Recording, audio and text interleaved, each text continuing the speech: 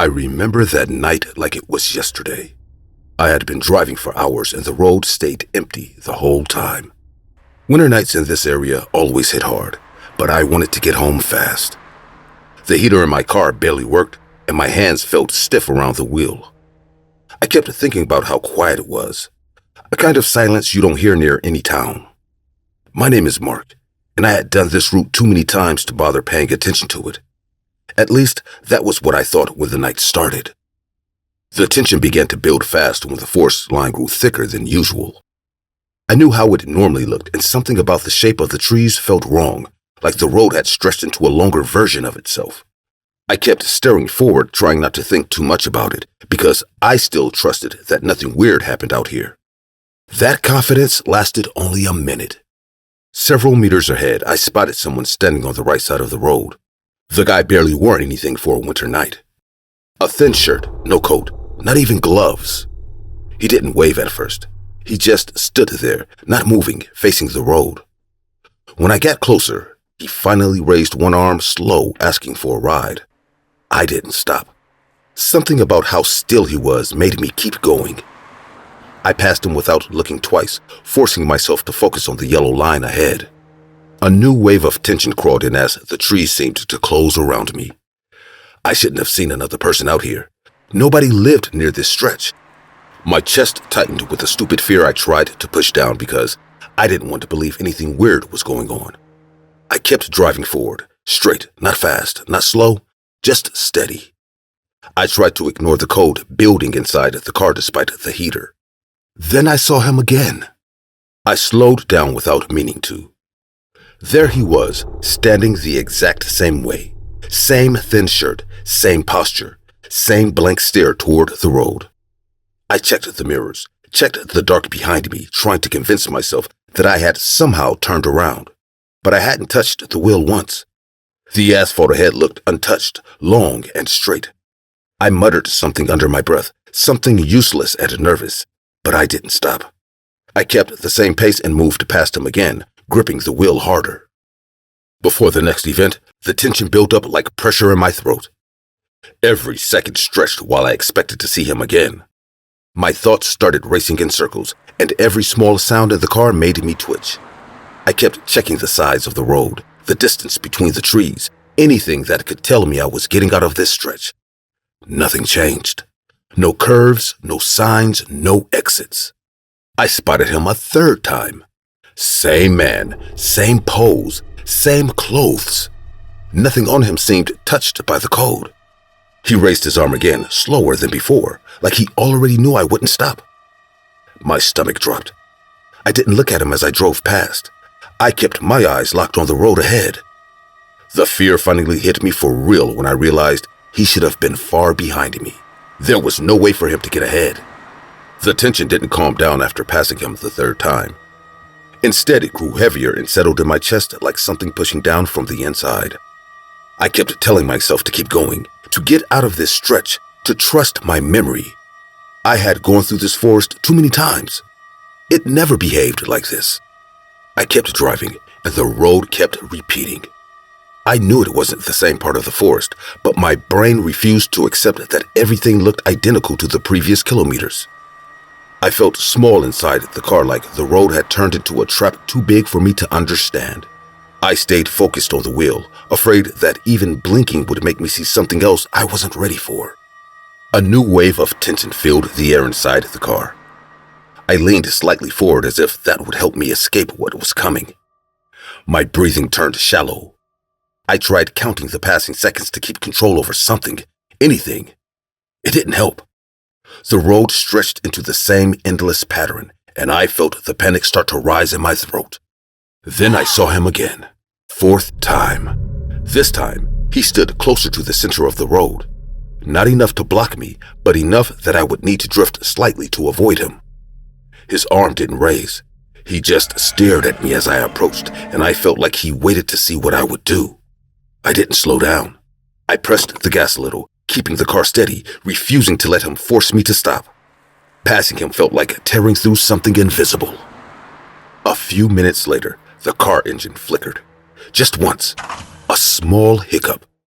enough to make me grip the wheel with both hands and lean forward like I could intimidate the dashboard into behaving. I whispered a weak curse, not angry, terrified. The engine then cut off completely. The car rolled to a stop on its own, and the silence that followed felt larger than anything I had heard before. I tried to start the engine again. Nothing. Just a cold click and a dead hum. My hands shook on the key. I kept twisting it even though I knew it wouldn't work. It didn't even try to turn over. The tension grew so strong that it made my jaw tighten. I didn't want to look outside, but I couldn't stop myself from scanning the darkness through the windshield. The trees stayed in place too still. The road ahead looked empty. The inside of the car felt smaller by the second. Then I saw him. He stepped out from the tree line on the right, walking slow but steady toward the car. Same thin clothes, same expression, no shivering. His pace didn't match the cold around him. He reached the passenger window and lifted one hand, pressing it gently against the glass. His smile stretched wide and his eyes didn't blink. He tilted his head like someone politely asking for permission. I tried to start the car again, twisting the key so hard I felt the metal bend a little. The engine didn't answer. My breathing got fast and uneven, and I shoved my foot on the gas pedal even though the engine was off. My whole body felt useless. I didn't want him near me. I didn't want him inside. Before he opened the door, my own hand betrayed me. My fingers moved by themselves. I felt the muscles tightening without me doing anything. My hand slid toward the lock, unlocked it, and pulled the handle. The door opened as if I had invited him. He got in with a calm posture, sitting in the passenger seat like someone settling into a warm living room. He didn't stop smiling. His breath didn't fog the air. He sat with his hands on his lap, eyes fixed directly on my face. I didn't turn to meet his gaze. I kept my eyes on the useless dashboard, terrified of what his face would look like if I saw it too close. The tension squeezed my chest again as the car engine came back to life on its own. Every light on the dashboard turned back on. The wheel loosened under my grip, and the heater suddenly blasted warm air as if nothing had happened. I didn't touch anything. I didn't ask for anything. The car decided for me. He finally spoke, his voice strangely casual. "Thanks for the ride. I'm Randall. I only need to go a little further. My home is close." I didn't answer. My throat refused to form words. I drove forward, knowing I couldn't leave him behind. He sat perfectly still, except for the corners of his mouth. That smile never dropped. His head didn't move, but I could feel his eyes locked on me the entire time. A long moment passed. Too long. I didn't dare look at him once. I kept my attention on the road, waiting for the next impossible thing to happen. Then he leaned slightly forward. "You can stop here, right here in the middle of the fire." I didn't understand at first. There was no fire ahead. The road stayed empty, but he was pointing at something I couldn't see. I made the mistake of turning my head to look at him. His skin hung in melting layers. His jaw sagged. His cheeks had collapsed, exposing red tissue underneath.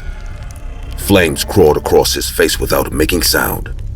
The smile was still there, stretched wider as his skin slid down. His eyes burned bright and unfocused, like they were looking past me and at something far behind. Panic took over so fast, I jerked the wheel without thinking.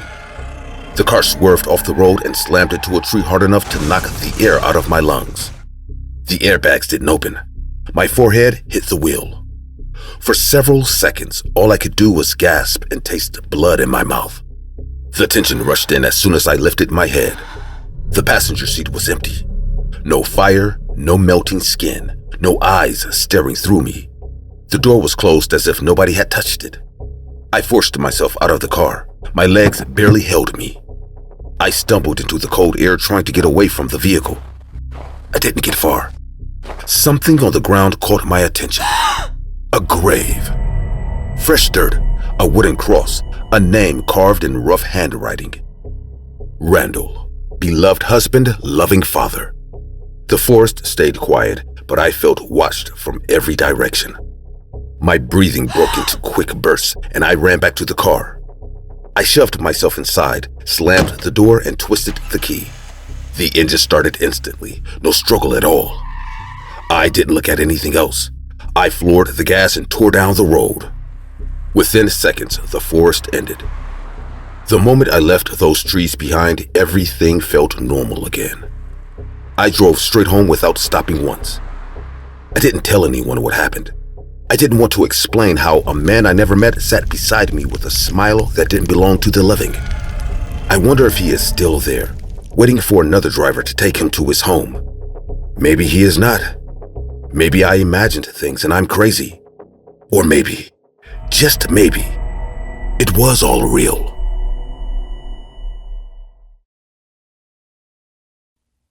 I got trapped inside Clark's vocational house after the ice storm locked everything down. The doors were frozen, the windows sealed, and the power line dead with a pop that echoed through the whole place. The temperature dropped faster than we expected. We wrapped ourselves in whatever blankets we had, but the cold drilled through everything. We were stuck, completely cut off, and the storm outside kept getting worse. We tried to keep the house warm by burning candles and boiling water on the small camping stove, but none of it helped. The rooms felt hollow. Every breath came out in a pale cloud, and even talking felt like it wasted heat. Clark kept checking the signal on his phone, even though we both knew it was dead. He hated the quiet. I hated the dark. When he remembered the old generator in the basement, it sounded like hope. It belonged to the previous owner and looked like junk, but Clark said it might work long enough to keep us alive through the night. We didn't have better options, so we went downstairs, shivering. The basement smelled like damp wood and metal. After a few tries, the generator sputtered, coughed, then started. The lights came back weakly. A thin hum spread through the house. For a moment, I let myself think we'd be fine. I didn't know how much worse everything would get. The headache came first. A slow push behind my forehead that sharpened every time the light flickered.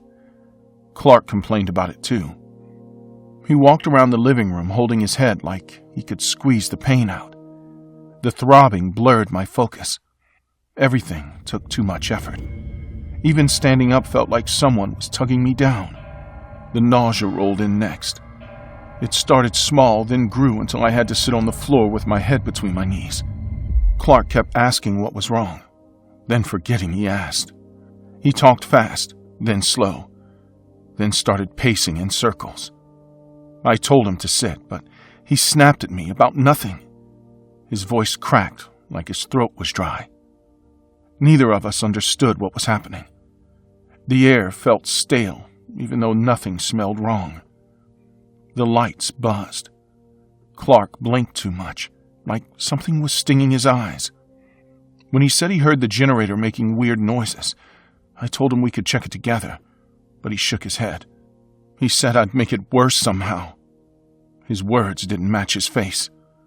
He walked downstairs alone.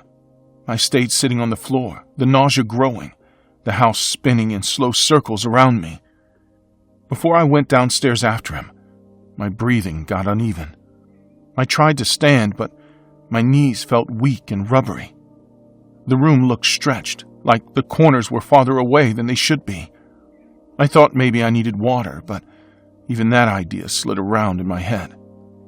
I forced myself to the basement stairs, gripping the railing so I wouldn't fall. I reached the bottom and saw Clark standing in front of the generator, but he wasn't touching it. He was staring at the floor with his arms hanging stiffly. I called his name. He didn't react. He didn't blink. When he finally moved, his head turned toward me like he was waking up in the middle of a nightmare. His eyes were glassy. He asked me what I broke. I told him nothing was broken. He asked again, louder, demanding an answer like he expected me to confess something. I stepped closer, and he flinched like I was about to hit him. Then his expression twisted into something sharp, something angry without a reason. He said I kept messing with things. He kept asking why I couldn't leave things alone. His voice rose, cracking between rage and panic. He pointed at the generator like it was giving him orders. I reached out to touch his arm. He slapped my hand away so fast I gasped. His breathing got rough, and he stepped toward me like he was ready to blame me for anything. Before Clark escalated, he grabbed the workbench for balance. His jaw clenched so hard I heard his teeth grind. His eyes darted across the basement like something was crawling on the walls, even though nothing was there. He kept muttering under his breath, saying things I couldn't catch, shaking his head like he was trying to shake something loose. Then he started accusing me of whispering. He said he heard me telling him lies. He said I wanted the lights to go out again. None of his words connected. He looked at me like I wasn't me anymore. When I tried to tell him to come upstairs, he shoved the workbench, knocking tools to the floor. The noise made him snap his head around like a wild animal. He stepped toward me, his whole body tense. I backed up slowly, raising my hands, but that only made him more agitated. He said I had to stop looking at him like that. I wasn't looking at him in any way, but he didn't care. His breathing got faster, harsher. He wiped sweat off his forehead even though the basement was freezing. When I tried to step around him toward the stairs, he blocked me. He shoved me hard enough that my back hit the metal shelves. A hammer fell and clattered loudly. He flinched at the noise again, then glared at me like I caused it to provoke him. He grabbed my wrist suddenly, squeezing it so tight my fingers went numb. I told him to let go. He tightened his grip instead. His expression twisted into something unfamiliar, something violent. Before the worst moment, there was a stretch of silence between us that felt wrong. Clark stopped talking for a few seconds, but he didn't loosen his grip. He stared straight into my face like he was trying to peel back my skin with his eyes. His breath hit my cheek, warm and fast. He whispered something about me trying to replace him with the generator. The sentence didn't make sense. Then he yanked me toward him so hard I stumbled. My shoulder hit his chest. He shoved me back again and I fell onto the concrete. The impact knocked air out of me. He crouched over me, pinning my wrist with his knee. His face twisted with panic, anger, confusion, all mixed into something unstable. I tried to pull free, but he grabbed my other arm and slammed it down against the floor. Pain shot up my elbow. He leaned closer, shouting things I didn't understand. He said I had to stop moving. He said I had to stop breathing so loudly. He said I wasn't listening to him. Every word came out shaking, but full of aggression. I kicked at him, but my foot barely hit his leg. He grabbed my coat collar and pulled me up just to slam me back down. My vision blurred. Desperate, I reached sideways and felt a metal object against my fingers. A wrench. I didn't think. I swung. The wrench hit the side of his head. He jerked back with a grunt, but grabbed for me again. I swung a second time, harder. He collapsed to one knee, still reaching, still trying to get a grip on me. I hit him again and again. He fell forward and didn't get up. I crawled away from him, shaking uncontrollably, the wrench slipping from my hand. Before I tried to escape, the basement tilted sideways. My legs felt rubbery and every breath was shallow. The generator's hum throbbed through my skull. I staggered to the stairs, grabbing the railing so I wouldn't fall.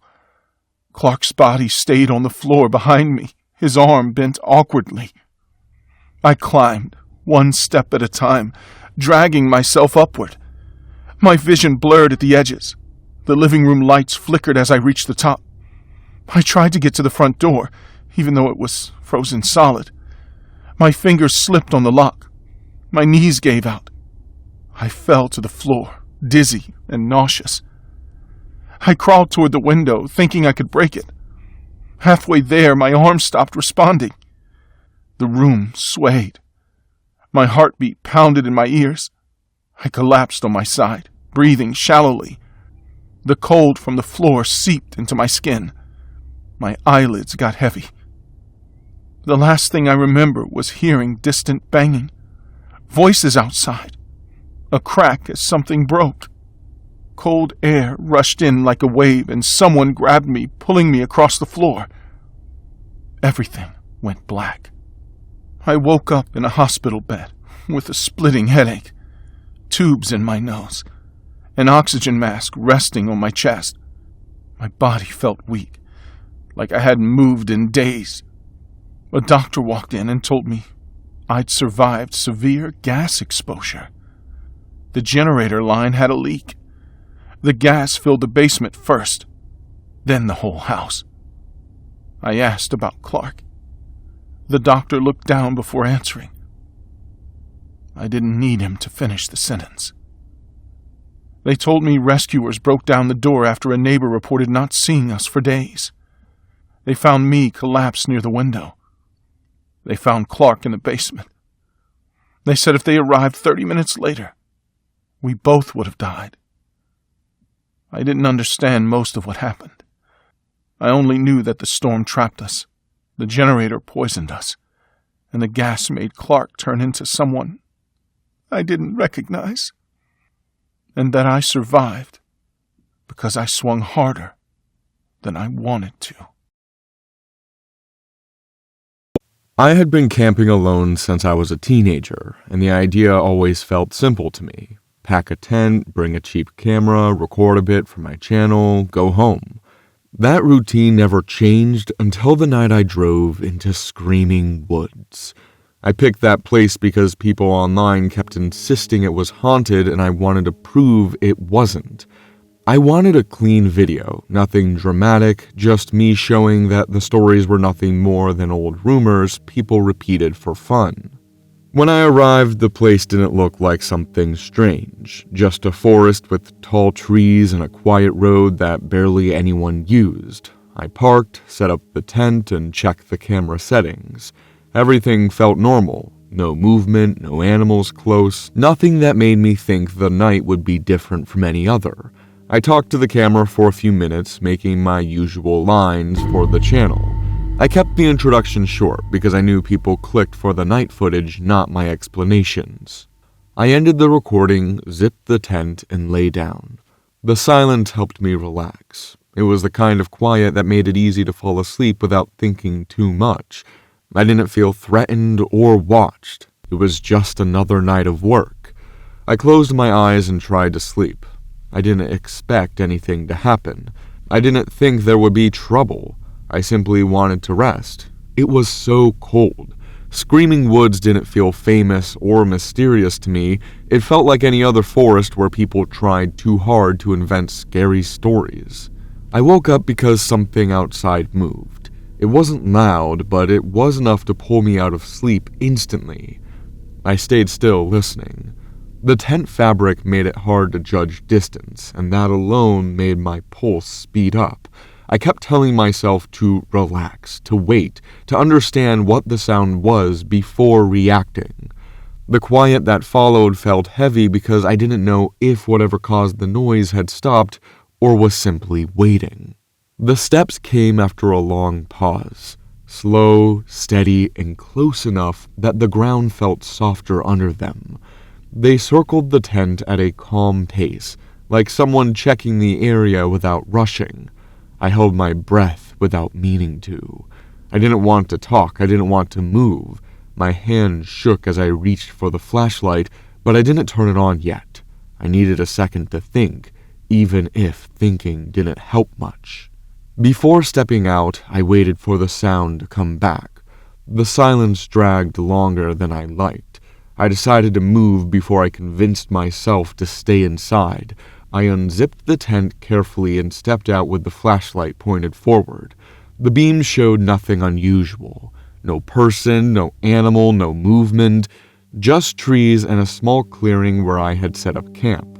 I turned slowly, checking every direction. Nothing. The ground didn't show footprints or signs of someone passing through.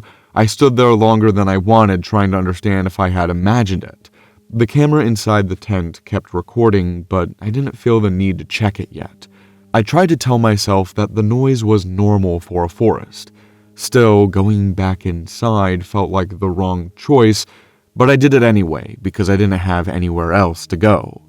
I couldn't sleep again. Every small sound made me open my eyes. A branch moving, dry leaves shifting, my heartbeat mixed with the noises, turning everything into the same rhythm.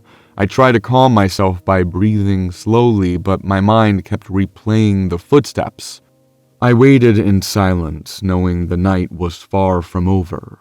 The next sound wasn't subtle. Something struck the side of the tent with a short, hard impact. I froze for 1 second, then forced myself to move. I grabbed the flashlight again and pointed it at the wall of the tent, but the fabric only showed a vague shape before flattening again. I didn't wait for a second hit. I crawled out fast, expecting to find someone standing right there. There was no one. The clearing looked exactly like before. Same trees, same empty space, same stillness. I walked around the tent with the flashlight low, checking the ground carefully this time. No footprints, no disturbed dirt. The hit had been real, but it didn't look like something solid had touched it.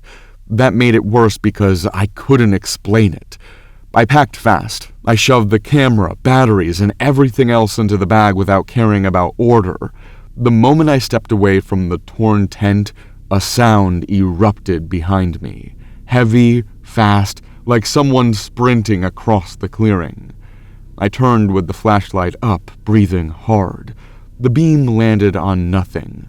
The noise stopped instantly. I didn't think. I started walking fast toward the path that led back to my car. Each step felt rushed, but I didn't run yet. Running would make me lose control of where I was stepping. Then the screaming started. It didn't sound like an animal. It didn't sound like a person either.